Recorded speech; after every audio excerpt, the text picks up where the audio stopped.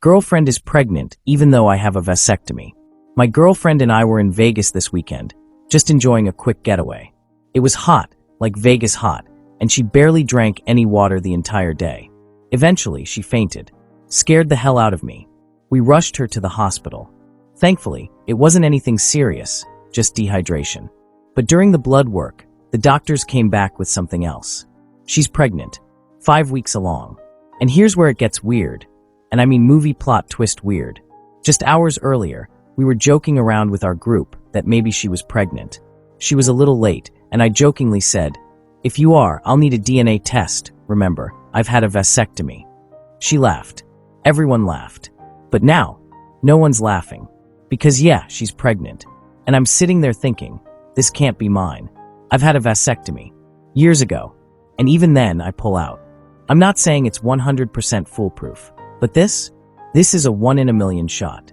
We haven't really talked since. It just happened yesterday. She says she doesn't want to keep the baby. And I'm just sitting here wondering what the hell I'm supposed to do now. What would you do if you were me? Alright, let's break this down. First of all, vasectomies aren't 100% effective, but they're damn close. The failure rate after proper healing is less than 1%. Add pulling out on top of that, and yeah, the odds of him being the father are astronomically low. So if she's 5 weeks pregnant, and he hasn't had a reversal or a failed procedure, that means she was likely cheating around a month ago. Now, what hits hardest here isn't even the pregnancy. It's the setting. They're on vacation together. He's caring for her, rushing her to the hospital, probably worried sick. And that's when he finds out. That's betrayal with timing so cruel it's cinematic. And the part that stings most? She laughed at his DNA joke, while already knowing she was late, possibly even already knowing she was pregnant. Let that sink in. This isn't just about cheating. It's about emotional deception and playing along with jokes that hit too close to home. That's a different kind of cold. And while she says she's not keeping the baby, that doesn't fix the trust. That doesn't erase the lie. Would you be able to stay in a relationship after something like this? Let me know in the comments. I'm a 31-year-old man. She's 28. We dated for a while, but about a year and a half ago, she cheated on me. We work for the same company, but we used to be in different departments, different workspaces. So I didn't have to see her much. I could process things on my own. But now, we're in the same workspace. Every single day. And suddenly, she's acting sweet, smiling at me, trying to help with my workload, bringing over coffee like we're back together again. But here's the thing. Not once has she apologized for what she did. No, I'm sorry.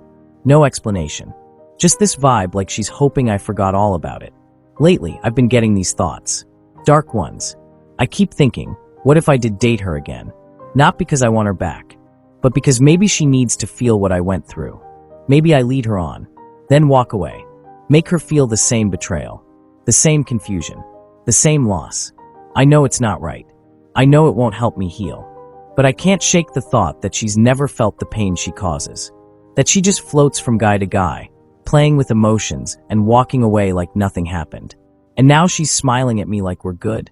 Nah, I don't think so. This is one of those revenge versus closure dilemmas. He never got an apology. No closure. Just betrayal, followed by forced proximity. And now, the very person who broke him is smiling in his face, like none of it mattered. She thinks time erases guilt. That she can slide back in with sweetness and small talk. But there's a difference between moving on and pretending it never happened. And while he might fantasize about revenge, what he really deserves is peace. The moment he engages, even for payback, she wins.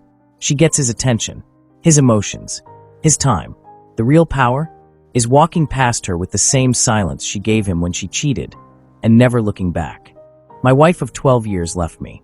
Then blamed it on a spiritual awakening. I was married for 12 years. Then, my wife got a job cleaning at a school. No big deal, until about 2 months in, when things started to shift. She began acting different. Snippy, distant, almost cold. I asked her what was going on. She told me she was going through a spiritual awakening. Said it was pushing her away from me. We argued. I didn't know what to do, so I gave her money for a hotel so she could clear her head and figure out what she wanted. The next day, she got an apartment and told me she didn't love me anymore. 3 days after that, she came back home. Told me she did love me. None of it made sense. Nothing added up. Fast forward 4 months, she quit her job at the school. Then finally, she admitted something. There was a guy. She said nothing happened.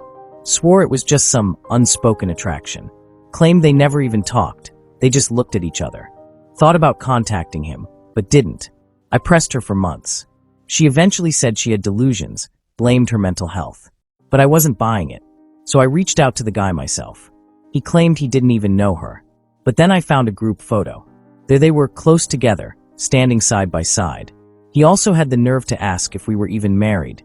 Said she never used my last name. Like that somehow justified everything. According to him, she was obsessed with him, and he didn't know her. So now I'm left wondering, was it all in her head? Or is that just what she wants me to believe? He was married for over a decade. Stable. Committed. Trusted her enough to give her space when she asked for it. That's not weakness, that's maturity. She claimed it was a spiritual awakening. But somehow, that awakening involved leaving the house, getting an apartment overnight, and emotionally latching onto another man, without ever giving her husband the truth. When she couldn't hide it anymore, she called it an attraction. A fantasy. Said they never talked. But he did the digging. He found the picture. And he got the real story, not from her, but from the guy. Whether it was physical or not, it was emotional infidelity. She checked out of the marriage, gave someone else mental and emotional real estate, and left her husband in the dark, and then blamed it on mental health. Let's be clear, mental health struggles are real. But so is manipulation. What she gave him wasn't confusion. It was a slow unraveling, built on half-truths, excuses, and gaslighting. The real question isn't whether something happened. The real question is, how do you ever trust someone again after they rewrite the story like that? I never imagined I would be here. My wife and I have been together nearly 18 years, married for almost 14. We've always had a strong connection, great family life, successful careers, and an amazing relationship behind closed doors. Honestly, I thought we were rock solid. But a few months ago, I started noticing subtle changes in her. Things felt different in the bedroom. She seemed disconnected, even frustrated, in ways she never used to be. What we used to enjoy together suddenly felt like a chore to her. At first, I chalked it up to stress. We've all been there, right? But then I noticed something else. She'd get agitated when I touched her a certain way, even though those were the things she used to love. It started to hurt emotionally. I began paying closer attention, and that's when things got more confusing. I realized she'd been using a certain adult toy frequently when I wasn't around, so often that it seemed to affect our intimacy. But when I asked her about it, she denied it completely. That lie, it hit different.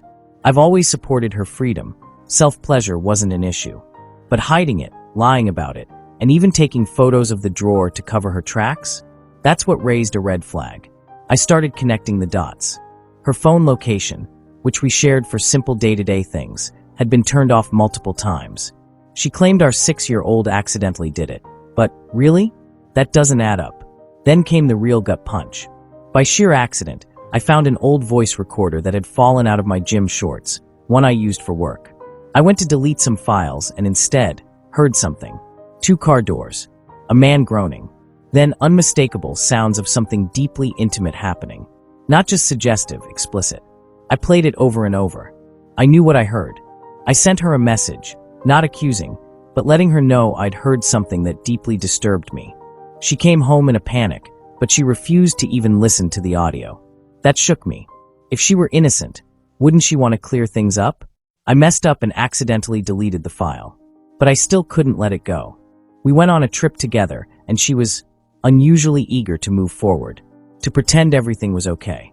We were physically close again, but mentally, I couldn't shake what I'd heard. Later, I found something else. A follow request on her phone from a male coworker, sent at 2 a.m. right after our big argument. Her hands were shaking when I asked her about it. It wasn't just the message, it was the timing, the secrecy, the fear, the final straw. I overheard her say something strange while talking to herself at home. "Why are you so swollen? I just saw your Reddit." I recorded it.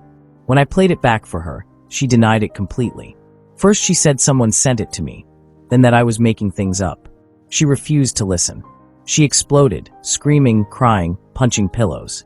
I offered to go to counseling and talk it through with a third party. She refused again. Then, she asked me if I still wanted therapy. I said not right now, just give me no reason to doubt you. Now I'm stuck. No concrete proof. But too many signs. Too many lies. Too many things that just don't feel right anymore. This is one of those stories where the truth hides in silence. When someone won't even listen to evidence or try to ease your doubts, that silence speaks louder than anything.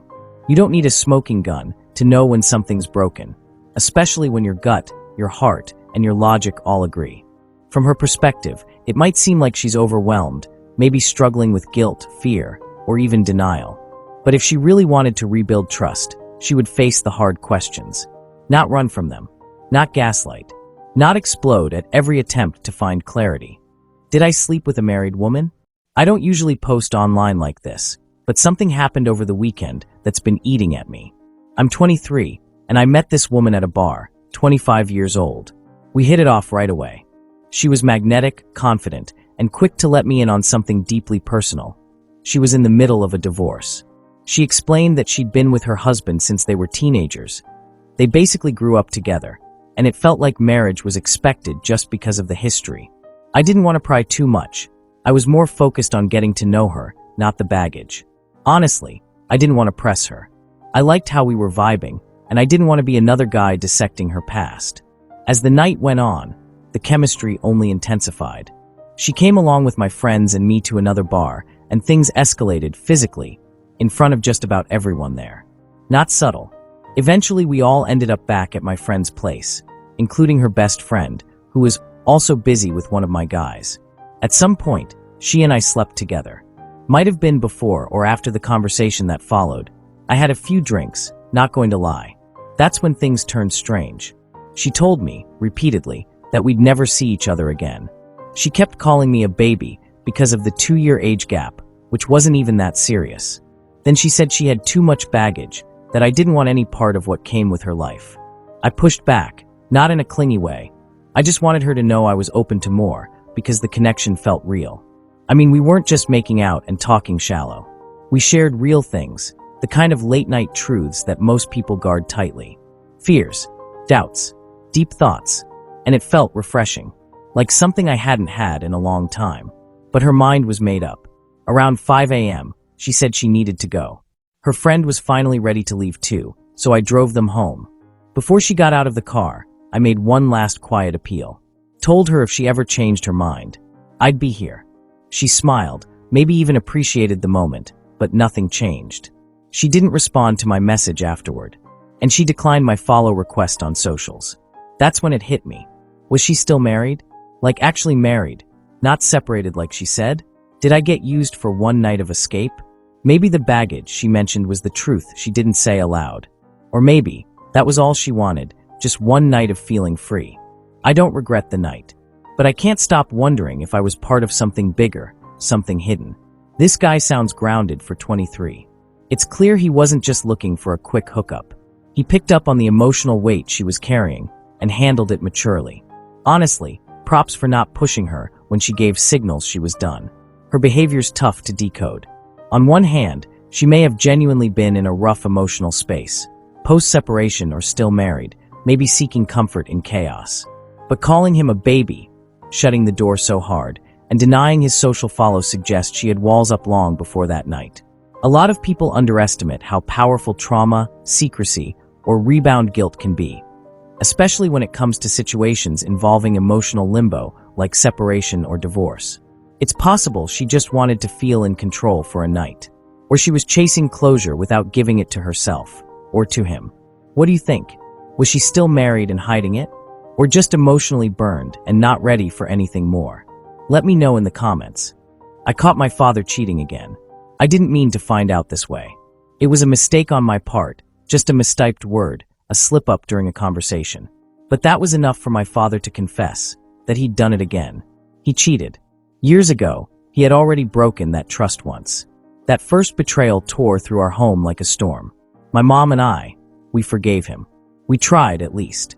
But the pain never really left. It just lingered, quiet, cold, and constant. And now, here we are again. This time, it feels different. Not because it hurts more, but because I don't feel anything. I'm numb, confused, disoriented. I keep asking myself what I'm supposed to do. Do I tell my mom? That would shatter her all over again. And honestly, I don't know if she could handle going through that kind of heartbreak a second time. But staying quiet? That feels like betrayal too. The worst part is, I don't even know how I feel about him. Should I just cut him off? How do you even look someone in the eyes again after this kind of thing, again? I don't know what's right anymore. I'm just lost. He messed up, again. And now she, the narrator, is caught in the emotional wreckage, not knowing whether to protect her mom from more heartbreak or to finally rip the bandage off and let the truth burn its way out. This is more than a cheating story. It's a story about cycles, emotional damage, and the heavy burden of silence. A lot of people assume infidelity is just between partners, but when a family's involved, the damage doesn't stop with two people. As viewers, we have to ask, what would you do in this situation? Expose the truth and risk tearing your family apart again? Or stay silent and live with the guilt of knowing what's been hidden? Let me know what you'd do in the comments. Don't know if she actually did, but she's gone regardless. It's late right now, and honestly, I'm too drained to even process it all. But I'll keep this short. I'm 23. She's 23 too. We were friends for a couple years, then we started dating. It was long distance after she moved out of state, but it didn't matter. Things were great. I was planning on moving closer to her. We both had things going on in our lives, but we supported each other through it all. Or at least, I thought we did. But then things changed. She stopped starting conversations, moved again to be near family. More life stuff happened, but we were still saying, I love you, still texting goodnight. Then she moved in with a friend. You know the type. Suddenly he was a fake boyfriend, then a fake fiancé. And now, who knows? I kept believing her. Through everything. And now I'm blocked everywhere. All except my number. She didn't block that, but she hasn't responded. Our last message? She said she was deleting her socials because his family was too much. She said, I love you. Good night. And that was it. Then she vanished. Blocked on every platform a few days later. No warning. No explanation. Just gone. I don't know if it was her decision or his. I don't even know if she's okay. All I know is I'm heartbroken, confused, and I have to show up to a family wedding in a few days like everything's fine. He got ghosted, but not just any kind of ghosting. This one hits differently. This is when you go from I love you to radio silence overnight. That kind of emotional whiplash can leave someone spiraling. She, on the other hand, either got pulled into something more controlling or chose to disappear without offering any closure. In either case, the damage is real. This story is a perfect example of how confusing emotional abandonment can be. Was it manipulation? Was it protection? Was it fear? Whatever it was, it leaves one person holding the weight of the silence, replaying everything, looking for answers that might never come. What would you do if someone vanished like this after telling you they loved you? Let us know in the comments. Wife cheated, but I won. I met my girlfriend back in high school, senior year, 2022. We connected fast, bonded deeply, and by 2023, we'd graduated and were preparing to head off to university. That summer, we had way too much free time, and we found out she was pregnant just before school started. I was terrified. It was, without a doubt, the biggest mistake of my life at the time. We weren't ready, but due to family pressure on both sides, we got married in January 2024. My second biggest mistake. She went through with the pregnancy, and 9 months later, our child was born. A few months after that, we lost the baby to an undiagnosed heart condition. It shattered us. But I thought, naively maybe, that we were getting through it. Together. Fall semester rolled around. I transferred to another university, while she stayed enrolled online. We moved into a one-bedroom apartment, our first time truly on our own. And then a month or two into the lease, she started cheating. Looking back, I should have seen it. But I was drowning, juggling classes, commuting, working, trying to stay afloat. Meanwhile, she worked full-time, did her courses from home, and had a lot more free time than I did. She even started complaining that I wasn't doing enough around the house, despite working nearly 65 hours a week. The red flags. She spent more time online. She isolated herself. She stopped being physically or emotionally affectionate. And worst of all, she started saying cheating wasn't a big deal. That used to be a deal breaker for her. Now suddenly, it was not that serious. She cheated for 5 months before finally telling me. Now here's the twist, the part where I actually won. I got hit by a car. a company vehicle, severe injuries, a major personal injury case. I'm still in physical therapy today, but financially, this accident, as awful as it was, may have saved me. 6 months ago, I learned the case would result in a significant settlement. I started making plans, talking to financial advisors, preparing to clear our debts, and thinking ahead. But during that time, while I was recovering at my parents' place, she told me she liked having the apartment to herself. I didn't know it then, but she was actively cheating. When she finally confessed in March 2025, I didn't waste time. I filed for divorce that same week. It shocked her. Even though I'd been crystal clear, cheating was the one thing I'd never tolerate. I made her sleep on the couch until she moved out, and I pushed through recovery while still working. It wasn't easy, but I had to protect myself. What really got me? I found out her mother was upset she told me about the affair. Apparently, they were hoping she could get a piece of the settlement. Shows you the kind of values she was raised around. But the truth is, the money is going toward my medical bills and my future.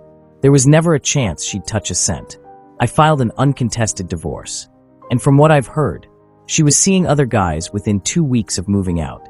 Meanwhile, I've been in therapy. No rebound flings. No emotional avoidance. Just working on myself. Healing for real. And yeah, I've even added a new dating rule.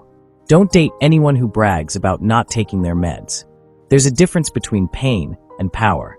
This guy went through everything. Unexpected pregnancy, marriage, grief, betrayal, and serious injury. And he came out stronger. It's wild to think that getting hit by a car was the turning point. But sometimes life throws the worst thing at you, so you can walk away from something even worse. To anyone dealing with betrayal like this, don't waste your energy trying to change someone else. Use that fuel to build yourself up. Turn that heartbreak into ambition. I was engaged for 6 years. Then I found out about him. I don't even know how to begin this one. I've been with my fiancé for 6 years. 6 years. We shared a home. We raised dogs together. We built a life, a routine, a future I thought was solid. Last year, I proposed to her because I was all in. I believed she was the one. And now, I just found out she's been talking to another guy. He lives in another state, and for months, she was messaging him, sending pictures, flirting, and even telling him she wanted to move to be with him. All of that, while still living with me. Still sharing our bed. Still acting like nothing was going on. Like we were still us. When I found out, she claimed she had already cut it off. She said she deleted the messages. She swore it didn't mean anything. But the truth is, I have no idea what really happened. I only saw a small piece of it, just enough to completely destroy my trust. I have no clue how far it went or what she's hiding. And now she holds the story while I'm left with the questions. I feel betrayed doesn't even cover it. I trusted her with everything, my time, my loyalty, my heart, my plans. And now I'm just sitting in this house we turned into a home, surrounded by reminders of the life we built, wondering if any of it ever truly mattered to her. She's still here, still acting like we can fix it. But how do you fix something when you don't even know how broken it is? Do I ask her to leave? Do we go to counseling? Do I try to forgive this and rebuild something that may never feel solid again? And here's the hardest part. I still love her. But how do you love someone who shattered your trust? How do you stop the overthinking, the doubt, the what-ifs? How do you silence the feeling that you're not enough when they chose someone else, even temporarily? I've been stuck in my own head for days. No appetite, no sleep, just mental static. I want to believe there's a way back, but I don't know if it's even worth it, or if I'm just setting myself up to get hurt again. This is one of those moments that shakes your core, not just your relationship, but your sense of reality. You think you know someone. You build years of trust. You plan a life. And then one secret throws it all into question. To the storyteller, first of all, you're not alone. A lot of people go through these emotional tornadoes and come out stronger. If you choose to try therapy, together or on your own, that's strength. If you choose to walk away, that's also strength. Remember, cheating isn't just about betrayal. It's about choice. She chose to entertain someone else. You now get to choose what your next chapter looks like, on your terms. Sometimes, the hardest part isn't letting go of the person. It's letting go of the future you imagined with them. She betrayed me, so I gave her the one thing she didn't expect. I never thought I'd be the person sharing this story, but maybe someone out there needs to hear it. We were together for over a year, and in the beginning, it felt real. strong, like we had something worth building. But things changed. Not all at once. It was slow, subtle, a shift in energy, a delay in replies, a hollow tone in her voice when we talked. The kind of change that doesn't break you overnight. It drains you quietly, piece by piece. The kind that makes you question your own reality. At first, I blamed myself. Thought maybe I was falling short. Maybe I wasn't enough. But deep down, I knew. There was someone else, maybe not physically, but emotionally. Someone lingering in the background, pulling at her attention while I fought to keep us together. She had broken up with me once before. And back then, I chased her. I apologized. I begged. I took all the blame. And she came back. But the second time, she sent me a message that said, "Hey, I've been thinking about our relationship, and I see more negatives than positives. Let me know when we can meet up so I can explain why I'm ending this." And my response, "Thanks for everything. I truly do wish you the best." That was it. No arguments. No guilt trips. No emotional pleas. I didn't fight this time. Because this time, I saw it for what it was. Not confusion. Not timing. Not growing apart. It was betrayal. And instead of trying to win her back, I gave her the one thing she never expected. The gift of my absence. No texts. No calls. I vanished with dignity and without a sound. And that silence, it echoed. She tried to reach out. 28 times. Texts. Missed calls. Comments. Story replies. "Can we talk? I'm a mess. You're so cold now. Please, I'm begging you. I need to explain. I started therapy. I'm trying to fix what I did. I'm not giving up on you." But in all of those messages, not once did she say what I needed to hear. Never. "I betrayed you." Never. "I'm sorry." Because she didn't want to fix things. She wanted to feel okay about what she did. And I wouldn't give her that. I started noticing little things online, too. At first, she posted like nothing happened. Parties, selfies, new energy, maybe even a new guy. But over time, it faded. The silence grew louder. She even changed her profile photo, removed the one that had the watch and bracelet I gave her, as if deleting me from her image would erase the guilt. Meanwhile, I stayed quiet. Not because I didn't feel pain, I felt every bit of it, but because I had finally learned that performing for someone who disregards your love isn't love. It's self-abandonment, and I'm done abandoning myself. Some nights, I still wonder, what if she had just said, "I'm sorry for what I did to you," not to fix things, not to come back, just acknowledgement. But she never did, and that's where I left her. I let the silence do what words never could. Betrayal doesn't always need a dramatic confrontation. Sometimes it just needs a boundary. Silence. It's a mirror. It shows people exactly who they are when the audience leaves. They don't miss you. They miss the version of themselves you allowed them to be.